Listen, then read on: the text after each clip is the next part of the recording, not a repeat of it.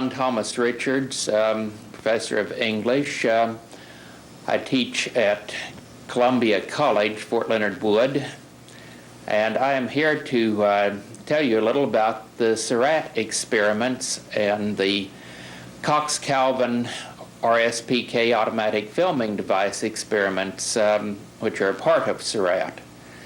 Now, in 1959, I met John G. Neihart, poet laureate of Plain States of the United States and poet laureate of Nebraska. Dr. Neihart introduced me to the Surrat concept, Society for Research on Rapport and Telekinesis. I'm going to skip a great many of the details, but Surrat was formed in September 1961 at Skyrim Farm near Columbia, Missouri. This was Dr. Neihart's home. He made me one of the original members of this group, and my job was largely to record any phenomena which might take place.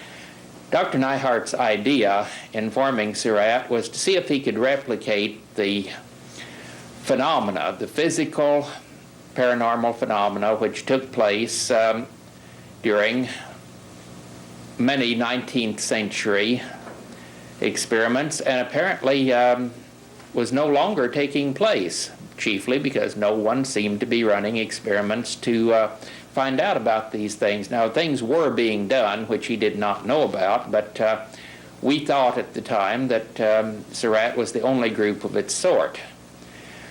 Now, in the fall of 1961, we began getting some minor physical phenomena, raps and slight vibrations of tables. By the spring of 1962, there were gross movements of physical objects. We would sit around a table in the usual sort of seance circle, and we would attempt to simply accept whatever happened. We weren't striving to get something to happen. Wasn't a mental effort involved at all. We were just seeing what would happen, and many things did happen. Now, I'm going to skip over the intervening years because gradually things got increasingly strong with the physical phenomena. In the mid-1960s, Dr. Neihart contacted his old friend from the 1930s, Dr. Joseph Banks Rhine, the Foundation for Research on the Nature of Man in Durham, North Carolina. Rhine made suggestions for making observation boxes and other things that would provide an atmosphere for contained PK movements, psychokinetic movements of target objects. Next step involved William Edward Cox. Now, Dr. Rhine sent Mr. Cox out to Missouri to work with the Surrat group. He eventually, with the help of his assistant, Steve Calvin, built what he referred to as the Cox-Calvin RSPK, recurrent spontaneous psychokinesis, filming device, and hooked it through micro switches to a Minilab box, a transparent container with micro switches inside a container which could be securely locked and sealed and still allow some of this unusual psychokinetic activity to take place in a controlled environment. Now, Cox had discovered, as we all had, at Skyrim during the experiments there, that the experiments themselves did not require people sitting around in a circle trying to get something to happen. We had assumed earlier that our minds would be what was controlling it, but apparently this wasn't true. It happened whether anyone was present or not. Well, this meant that either you sat around 24 hours a day observing, or you figured out some way to record what did happen when it took place.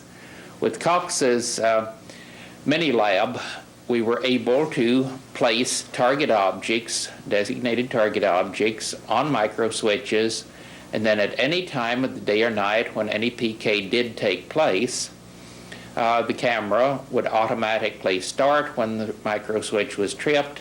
A timer would run, the camera would run for a certain amount of time, and it would capture this on film with lights and camera going on automatically. Therefore, the people involved could go about other things. We'd still run the regular sessions, the experiments, but and they do many other experimental tests, which I won't go into, but the Minilab itself would capture automatically what took place.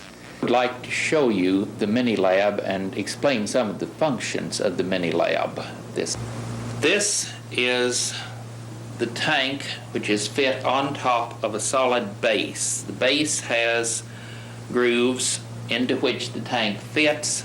The base cannot be slid sideways.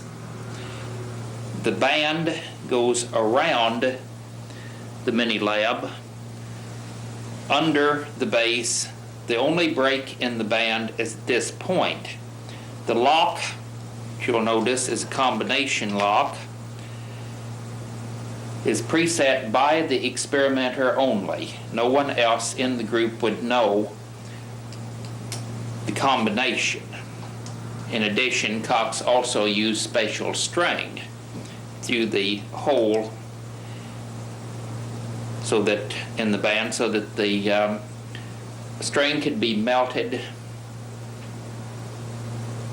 and then a notary public seal placed over the string to provide extra sealing. Inside the Minilab there are micro switches on which target objects are set. A timer would set off lights and a camera. Once an event had occurred, a switch could be turned off, still leaving other micro switches ready to be triggered by other events. There are, as you see, 6 switches. These are connected to the micro switches inside, enabling all or only a few to be used at one time. I'd like to show some of the films that were made by the Minilab beginning in 1979 and ending in 1981. Now you can see the planchette move in front of the Minilab, pushing the rings out of the way.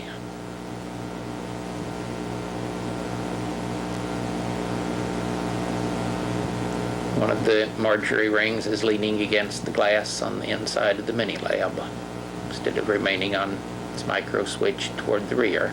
There goes one of the rings, rapidly moving to the right.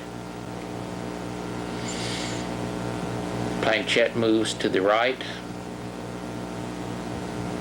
and runs off of the shelf in front of the Minilab. The ring continues to move slightly. Here you can see cards assorting themselves. Please go to 2 frames.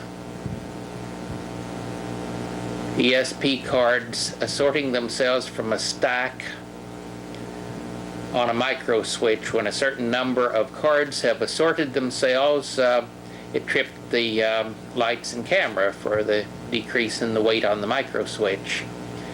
Here comes a square moving down to the pile of squares.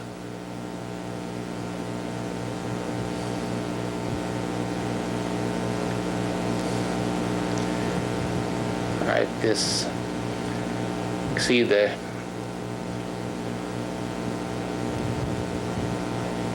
next cards assorting themselves. There's one of them flying through the air and landing. You see them take off. There goes one across and lands. Now they erect themselves rapidly and then rapidly vanish back into the Minilab. My name is William Edward Cox, and I have appointed myself to be an investigator of the phenomena that have been going on for years in Rolla and in Skyrim, near Columbia, Missouri. I've been very interested in psychical research, for well over 50 years. Got into it through magic as a magician, and that has put me in good stead in many ways because I can use the skills that are developed there to accommodate myself in investigating all manners of the paranormal. Clairvoyance, precognition, mind over matter, psychokinesis as it is now called. It used to be called telekinesis, and it is that which has drawn me to the state of Missouri where I now live. And I've been researching with Dr. Tom Richards for 10 years now. But my interests stem from being not only a magician, but having such an interest in psychical research that when I moved to North Carolina in '32, I learned of Dr.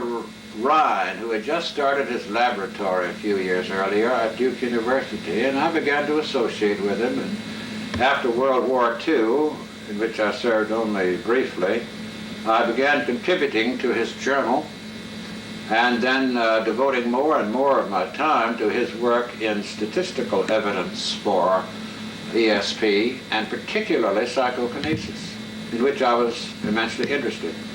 And that's what I have been doing on a scholarly view with statistical scientific evidence that is pretty dull in the lab for years. But then I'm augmenting it now with the most unusual opportunity ever that I've heard of in this field, namely close-up investigation with camera of physical phenomena that are inexplicable. Now, I might call them inexplicable, but I agree with Dr. Richards in his book on the Surrat, published about 5 years ago, that no matter how strong the observer's personal conviction may be that these experiences are quite genuine in all respects, such an observer can't convince a typical skeptic. And I have tried to say, and I can say very truthfully, that I am most fortunate in accumulating the extraordinary evidences that I will have in the book that I soon will be publishing. It's at a leisurely pace. I had complete control of what I was doing. I wasn't ordered about by any manner of means. And I had the assistance of a chemical engineer from the University of Missouri and their facilities that I used. And finally, the cooperation at my request of Dr. Peter Phillips of the University of Washington University in St. Louis, who had organized a newly funded McClenon laboratory for psychical research. And he made very useful suggestions when he visited us, and then he also contributed his own mini-lab for confirmatory tests, which were small but moderately satisfactory. Now, the mini-lab that I have built is the invention of Dr. Ryan and his colleagues. It wasn't my idea. He just simply said, make a glass box and seal it up tight. And this I did, and we have had such an inordinate amount of success that I just don't know where to stop. Now, you've been the pioneer for many years with Dr. Ryan's group, and you're always your own man. Yeah. And now this work for all these years. What are your thoughts on the genesis? How does this come about? We're not holding you to it. What reflections? You've given this a lot of thought. I've read parts of your manuscript, which are excellent. I enjoyed it enormously. I'm indebted to you for learning. What's your off-the-cuff opinion? Well, we know that there are many things that are mysterious in nature. A series of them this particular week, being the week before Halloween, has been covered by NBC News. This morning it was, I forget, but anyway, be that as it may, direct writing is one of the mysteries. It is in itself clearly evidenced in our films. but it is extremely rare. It is one of the most rare effects in psychical research, and therefore it is not readily accepted by critics at all. However, it is as old as Nebuchadnezzar. All you need to do is look in the Bible in the 5th chapter of Daniel, and you'll see where he experienced it on the wall.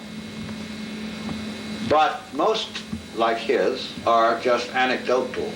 When you have a camera shooting and showing the pen in the process of writing, you have clean evidence, particularly if under seal. And I can assure you, as I can in many other aspects of the production in Rolla, that this one film is the only existing film showing it. There's no question in my mind that there are no other films showing motion pictures of pens writing, not to mention the other effects happening, such as matter through matter. They just don't exist. And that's what's going to give me a considerable amount of trouble in convincing my peers in parapsychology that I haven't been had. But when I ask them how was I had, I think that they will have nothing to say. There just isn't a conceivable explanation, even if the box were not locked with key and seal. Even if you had it open, you would have to be a brilliant professional photographer that could out Hollywood in all its fake levitation and fake manipulations of motion pictures, not to mention commercials on today's television. Any night you look at the television, you will see this and that piece of bread, get up and do whatever. But that is not under the conditions that this was done in Rolla, at this one little isolation room in the basement of the address of Dr. Richards. He has no explanation of it, and as for me, I cannot say that I can understand why it happens more frequently in his basement than in Skyrim at Columbia, the homestead of the late Dr. Neihart, who founded this group. But it just is a fortunate coincidence that there are sensitives available. Mr. Joe Mancini is one, and in my opinion, Tom Richards is, although he doesn't want to call himself a medium, and I don't blame him at all. Some people relish the idea, but others don't. Now, Daniel Douglas Home, the most eminent physical sensitive we've ever known, didn't like to be called a medium. He didn't want to be given any more credit for his accomplishments in the physical phenomena of mediumship than Tom Richards. But yet he was brought all over Europe and sat before the crowned heads of Europe way back 1 century ago now, doing many things like this, all sorts of physical phenomena, from floating himself up to the ceiling to causing pens to get up and write. But there were no motion picture cameras then. That's why this is the first motion picture record. They had the phenomena there, and he produced a lot of it. Why, that man could even take red-hot coals out of the stove right there in the living room of the manor house. And he would hold it, lay some lady's cambric handkerchief on it, it wouldn't burn.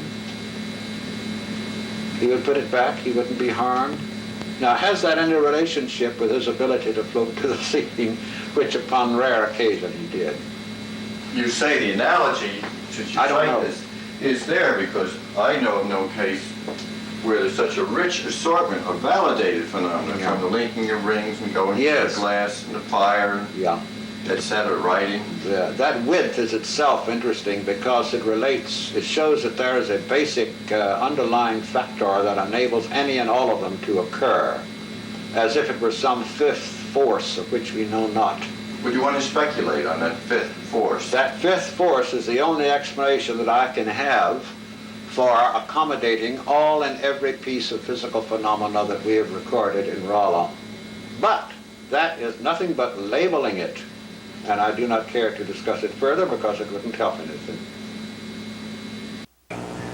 There comes a small target object, there comes another one through the glass. you're going to get a letter vanishing. That letter went to someone in another country. Here's a pen moving. Cox tried to get the entities to tell us the identities of some postal robbers. So he put a reward notice that was being circulated up, and we got some information about them, that they were cousins, that they drove a rusty blue Chevrolet truck, and not enough to actually get a reward. Here is a balloon, and I wish that you would rewind this, please, very slowly. Go to 2 frames a second. Reverse. You will see the string tie itself very rapidly in the first couple of frames of this sequence. Just at the start of the sequence, the balloon is on the micro switch, the neck is uppermost, and you can get to see the string tie itself. Please rewind.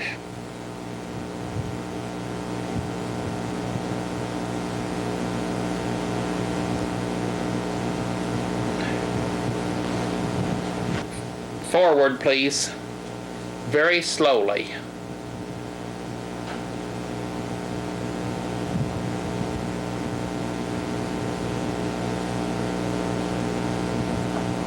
Make sure that you observe this next sequence, in which a string rapidly ties itself around the neck of a balloon at the very beginning, and the balloon inflates neck up from its micro switch. Observe the balloon limp.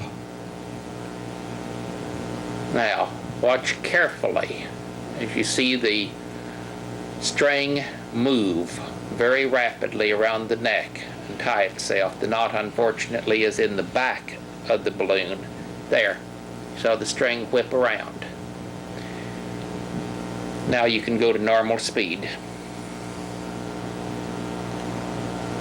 Did you see the string? Good.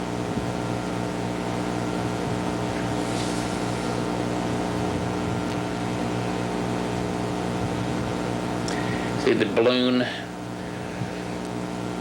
inflating, deflating, inflating, deflating slightly. We found the balloon exactly in this position afterward, and it was absolutely unscathed. No holes, no punctures of any sort.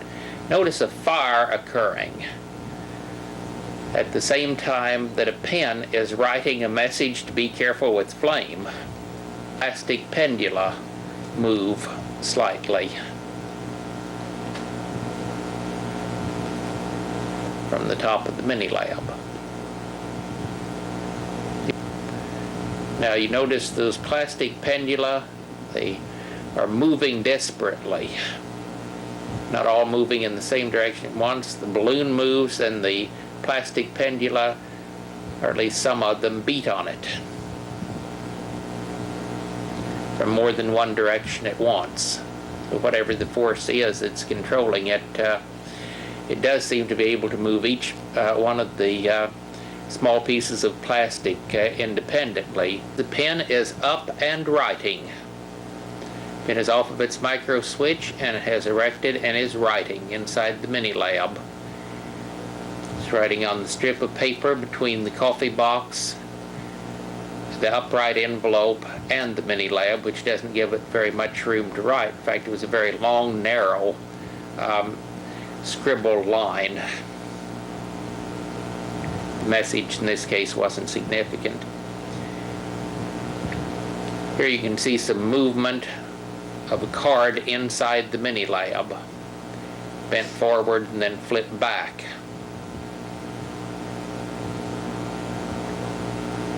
See the pendula moving very rapidly in more than one direction. See a balloon inflating and pushing the cards out of the way. The balloon's inflated off of a micro switch in the lower right corner. Now, notice that this moves to the right and then mails itself very rapidly off to Marion Nestor. One of the most amazing things Yeah. in your Minilab experiments, to my mind, was seeing the films of the pen, the writing instrument, with no hand, no means of propulsion, whatever. The mechanism of it. How many times have you gotten it? Just Oh, once? umpteen. Well, how many? Umpteen. More than a dozen? Oh, yes. Now, I'll give you the best of the dozen. Like, say, a couple. Okay. A couple of them was the first excellent one was when we had a theft here in town of mail. And the Postal Authority offered $5,000 reward. And you'll see the $5,000 reward printed announcement inside of the Minilab. And by it is a pen. And I asked of the Minilab to please write the answer, where are the thieves? And it did so. I'm not going to say whether it successfully did so. They weren't caught, but it did tell where they allegedly lived. And it was in clean English. We could read it.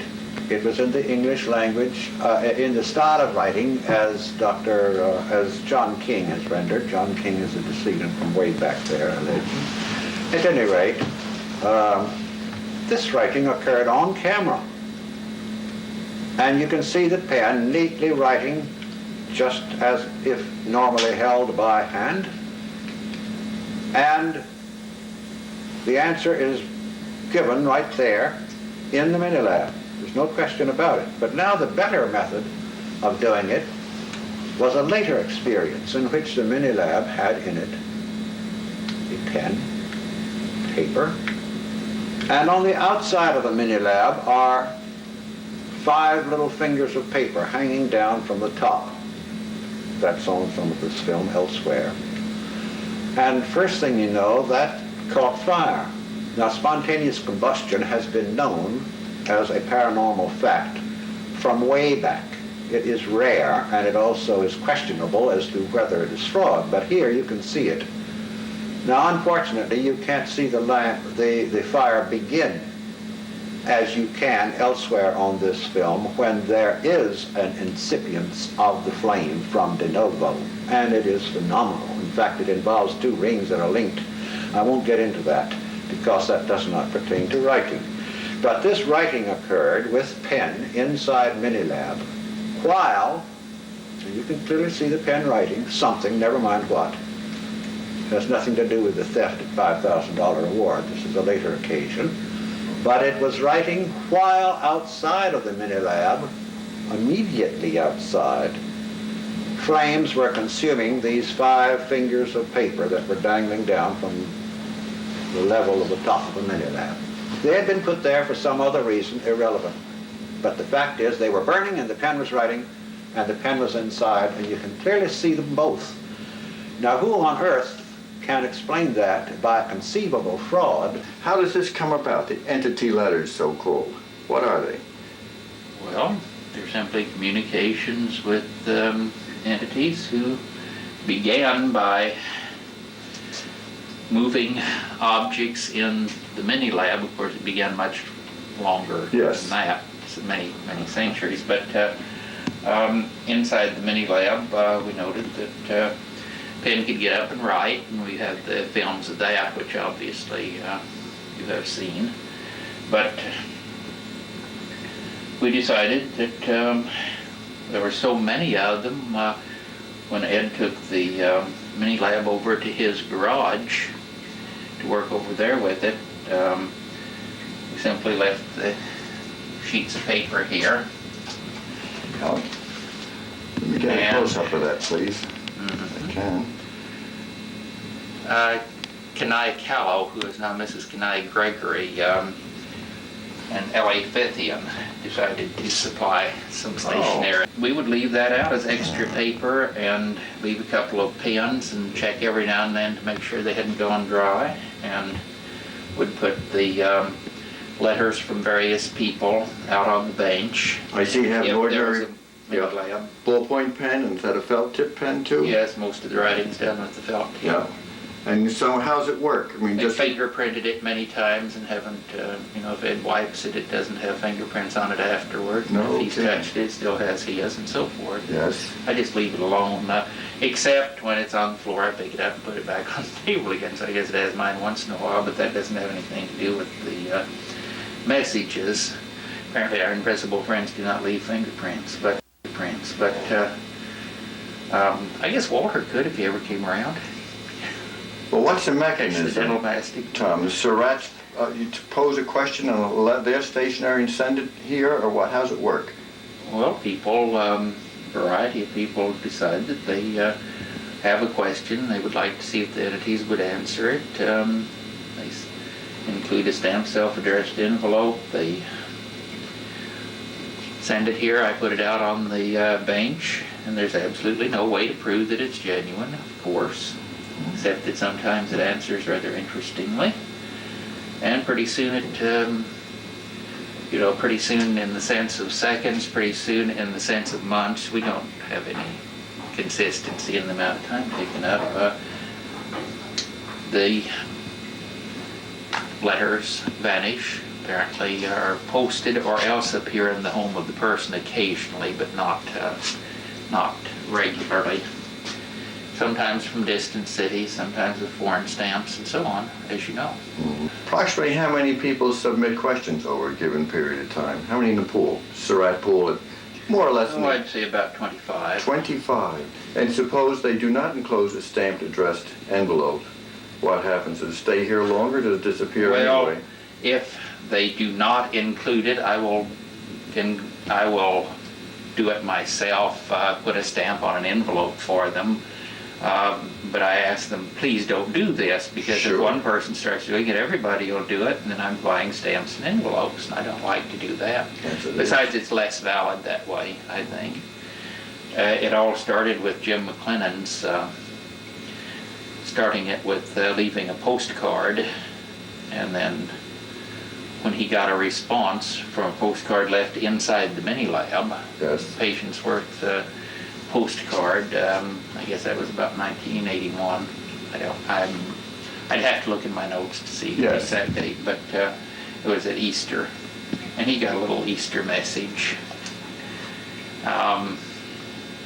and he thought that was very neat, and went up to Skyrim and learned more, and decided to set up an experiment with letters as a sociologist, not interested in the tight conditions, but just to see the variety of responses he could get through the letters. And he started being surprised that they came not just from Raw, but from other places and so on.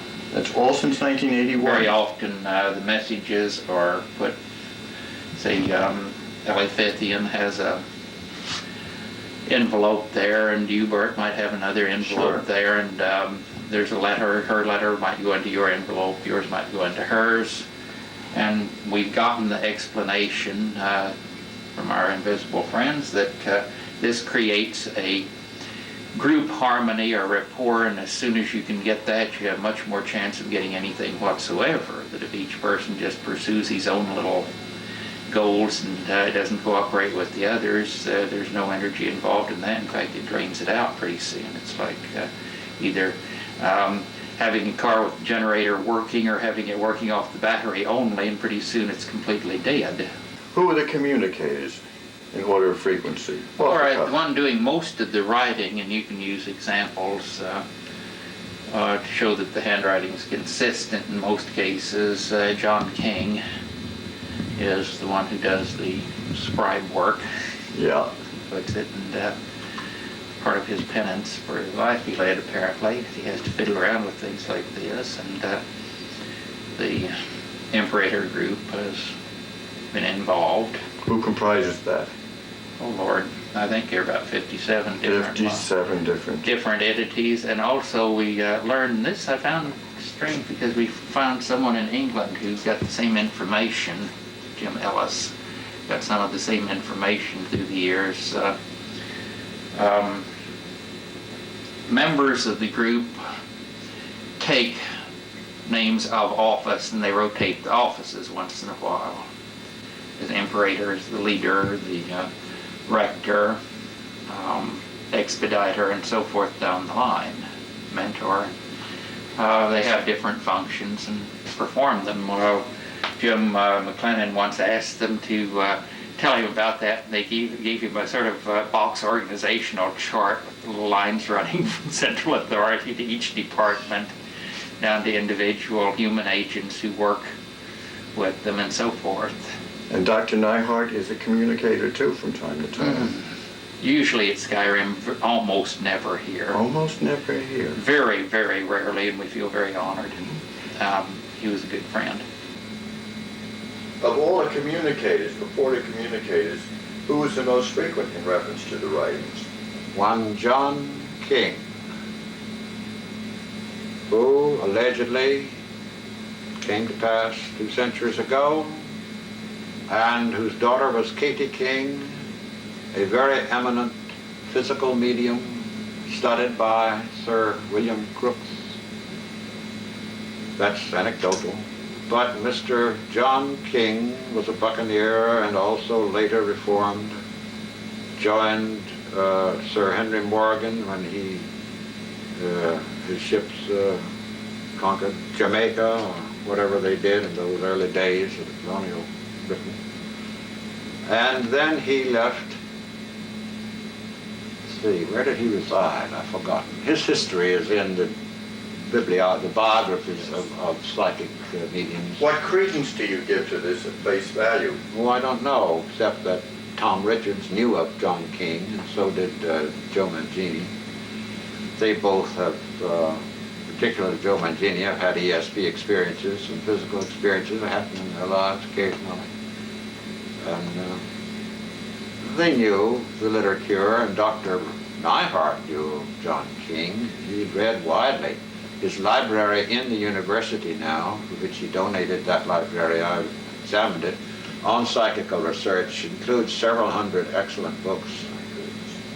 Sure. So he was very interested, mainly because his wife had an earlier interest, Mona Nyhart. She, when her name was Mortensen, was the helper of Funkin Wagnalls. When they were preparing their encyclopedia, one edition of it, they hired her to write and research the subject of psychical research.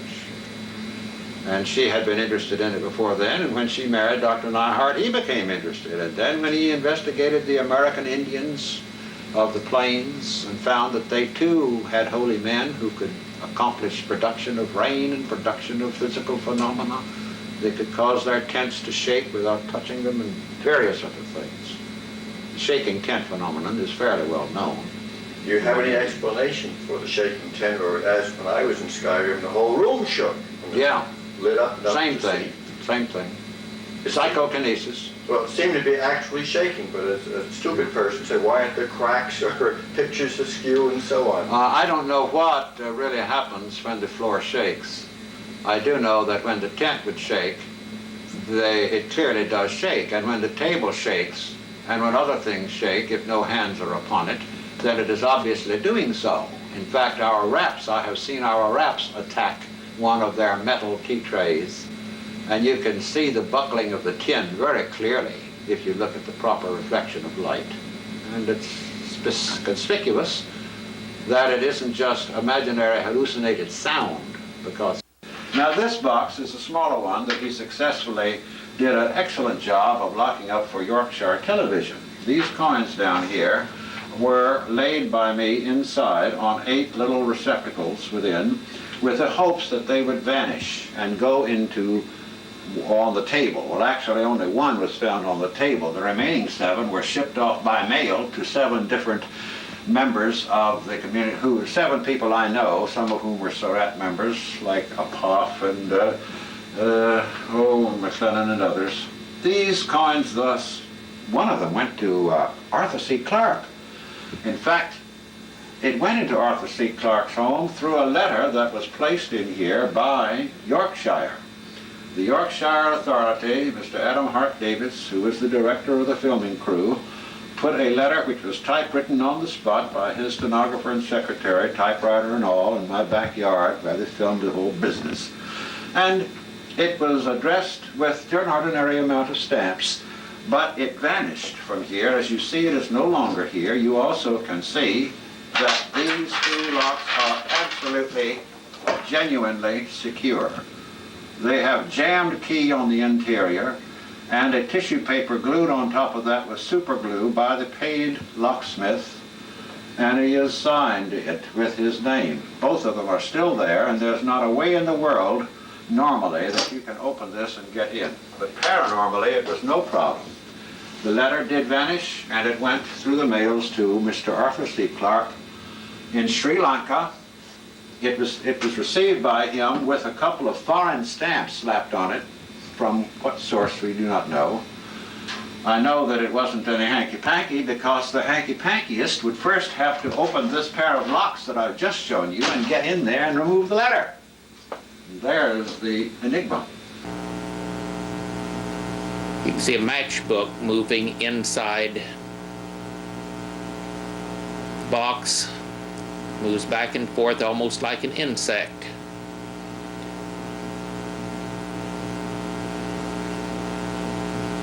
Here the entire box moves.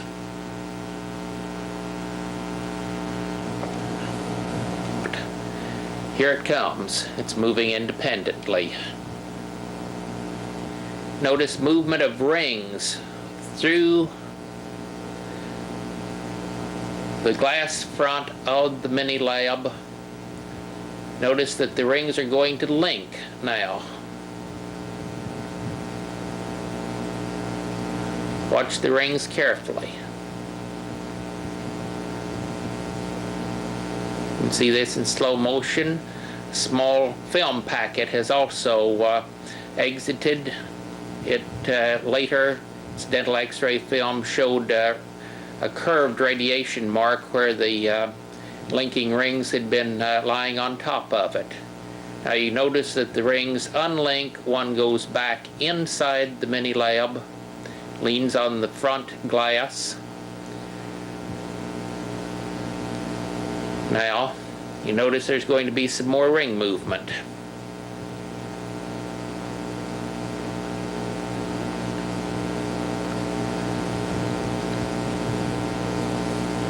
Watch the rings carefully. Notice this took place at 12:21 or 12:20. I can't quite see that figure on the clock. Midnight. Now you notice that a small medicine valve is dropping off of a micro switch at the front of the Minilab. Then you notice there's more activity. There comes a pin. Rings are now linked again. And now they're going to unlink, standing upright, one inside the Minilab and one outside the Minilab. Please go to normal speed now. Often these things would happen between experiments so that they were not actually filmed. There is a bar that has been bent inside the sealed locked Minilab. Now you can see a letter that is going rapidly off of the typewriter. It mails itself and is gone. The letter later was received by the person to whom it was addressed. Notice that a plastic knight target object is moving over to the left. It's exerting a great deal of pressure apparently on a spoon, which it's jerked off of its micro switch, a large serrated draining label, pushing it over very hard against the side of the Minilab. Under normal circumstances, I think the knight should have broken. Cox shows the knight has moved. Then he shows what has happened to the ladle. The handle has bent.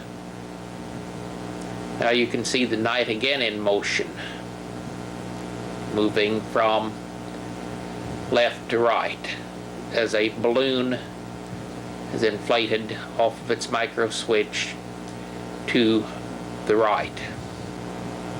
The blown egg, into which a key later apported, has wedged itself on the knight's battle axe through the small hole in the end of the egg, and is the knight and the egg are moving toward the right. Now watch carefully what will happen. The knight is moving toward the right. The cords which were dangling from the top of the Minilab have wrapped themselves around the knight. And now at this point, watch those rings carefully. Please go to 2 frames a second. The paper rings are sitting on top of the clock.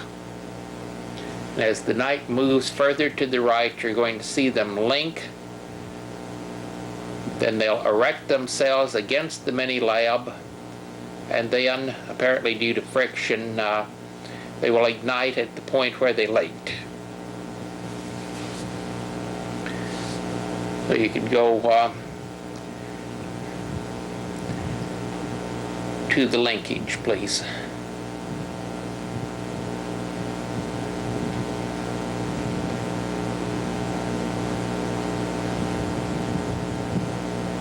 Now watch the rings carefully. They're cut from a unusual magazine so that they couldn't be duplicated. Cox has placed them on top of the clock.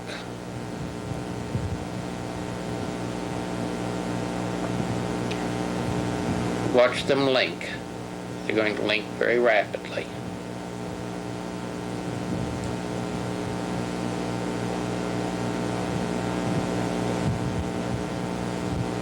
Now they are linked. The rings are linked. The knight continues to move in the background. Now watch the point of linkage.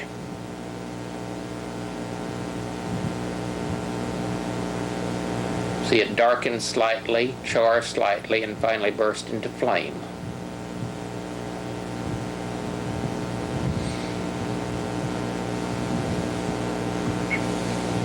It's darkening. Little smoke is starting to arise. And now it is catching fire. You can go to normal speed now, please. Now watch this disappear. It went to Marion Nestor in New York. Pin's moving. Unfortunately, it has a large blob of solder wire stuck on its tip, so you don't get much message. See that the parasol has hooked itself onto the knight's battle axe, and the parasol and Cox's brown sealed bottle are both moving from left toward right inside the Minilab. You see a box now moving toward the left, then it will move quickly back toward the right, and then move toward the left again. This box contained a small atomizer.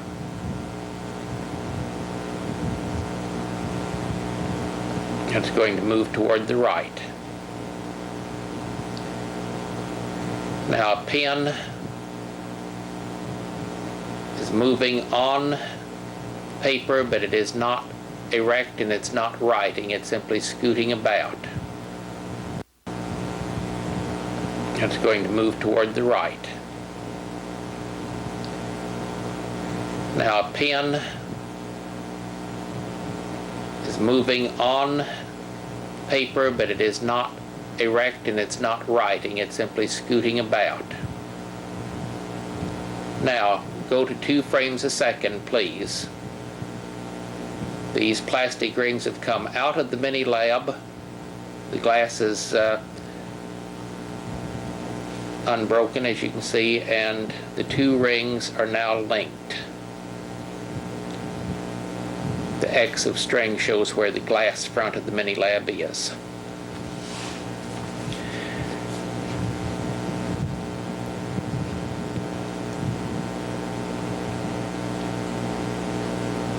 You see a second ring, a leather one, come out and join the other 2.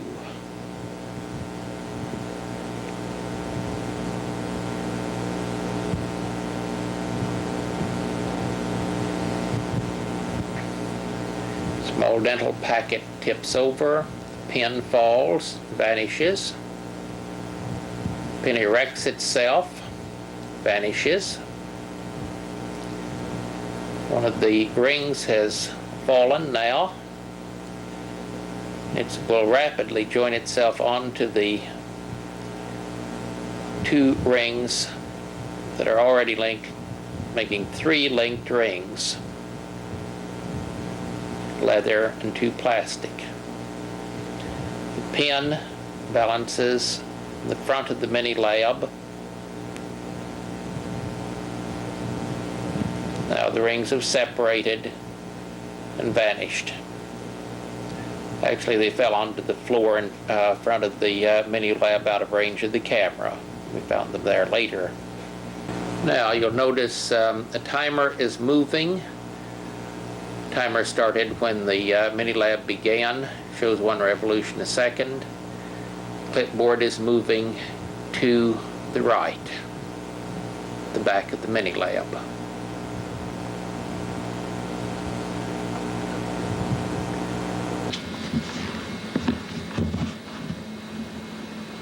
Of all the things you recorded in the Minilab, under those rigid, those strictest of all conditions, Yes? what to you is the most appealing, personally? Most appealing are the various movements that go on inside the Minilab, some of which are unique, like a plastic knight, a soldier dressed with his halberd in his hand, and he slides across the Minilab. Yeah. And a bolt of cloth or a wool string jumps onto it. Then an egg with a hole in the end. I had made a blown egg and put it in there, Yeah. and it hopped on top of the halberd. And it's all filmed. I have it perfect. You asked me earlier, I mentioned about the paper rings that linked. They were the most phenomenal linkage because they were so clear. And they actually happened outside of the Minilab. I had placed a pair of paper rings 3 inches in diameter right in front of the camera in the Minilab and hoped that they would link. I wrote a little note to the agencies that be asking that these link. Well, first thing you know, the 2 rings rose up from their position on top of my electric clock that always sits in front of the Minilab. And they popped down and stood on edge against the glass Minilab, I suppose, and then rolled towards one another and then instantly linked together, just very instantly. Then, while in that obviously linked position, they slowly developed a black spot at the top center, and that was incendiary, because the first thing you know, flame issued from it 2 seconds later, and it destroyed both rings, half of both rings, and it ruined ever our finding a permanently linked pair of paper rings. I admit that's a very nice, phenomenal novelty to have fire start from de novo, but I'd rather have the permanent wooden paper rings. That's just one of them. Then the other one you saw earlier, leather rings linking, they linked a dozen times in our history. Most of the time that they linked were very complex. They would link and unlink instantly. They would link and pop through the glass of a Minilab and come back out and link again. And then we had a couple of big rings that were made out of plastic, as thick as your thumb, pyramid toy rings. And both of them, 2 of them, linked and unlinked. One of them hopped through the glass of a Minilab, clearly visible on film, landed down in front of the Minilab to join its mate, and while it was resting on top of its mate, it proceeded, as you have seen on the film, to disappear totally, and then to reappear in the next frame and link together. I looked through my little projector and I saw this balloon turn over, and this balloon stuck its little neck up, and a piece of string 6 inches long that I had laying nearby for the purpose of tying itself into a knot. I wrote a little note, please string, tie knot around neck of this balloon. And that string can be seen on camera somewhere else in this room, tying itself fairly fast around the neck of the yellow balloon, which fortunately had its neck uppermost and in view, just by chance. That's spectacular. Remember that. Then that definitely was tied, and then the balloon repeatedly inflated and deflated and inflated and deflated. In what direction do you think you should proceed now and others should proceed? What do you feel from your vast experience here is the most practical approach? What should be done? You've established it in your mind and minds of those who are close to you that it's a fact, irrespective of the explanation. Where do we go from here? Well, Dr. Ryan said once, way back there, when someone asked a similar question of him, what do we do in order to produce this, that, and the other? He said, well, first catch the rabbit, if you want rabbit stew. So that's what I say here.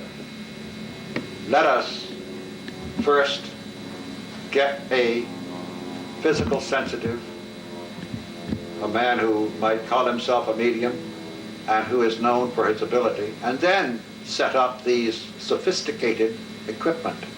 I recommend the latter, sophisticated equipment, because it hasn't been done before. Now, it has been done to some extent with one person I shall name in a moment. And that person, unfortunately, did not cooperate with me when, as a committee of four, as a chairman of a committee in the Institute for Parapsychology many years ago, I asked him down repeatedly. His name is Uri Geller. I had seen him in New York take a key in my hand and bend it, me still controlling the key. Did it twice. He even unjammed my sealed gold watch, and I mean it was sealed. He unjammed it. He caused the regulator arm to whisk over to the other side. He damaged a piece of tin foil I had placed inside as a target object. And he just about fell out of his seat when I difficultly opened the back and showed it to him. But at any rate, he has what it takes. Never mind what critical magicians say. I've interviewed various ones of them. And therefore, it is he that I wish we could get in those old days to cooperate with us in being tested for his general ability at ESP and PK, but he was too busy entertaining in music halls and whatever else. That happened to be his forte. Just one of those things. And now if we can find other Gellers here and there, and there might be some in the other necks of the woods we don't know of, then fine. Let us get them and train them to be accommodating to a motion picture camera. After they read the book that is soon to come out, a sequel to Dr. Richards' book, Scientific, the one that I have just finished, just sent off to the printer, but it hasn't been processed. And the name of your book again? Tentative title. A scientific investigation of telekinesis, psychokinesis, I forget which word I used. The SORRAT. The SORRAT, a scientific investigation of telekinesis.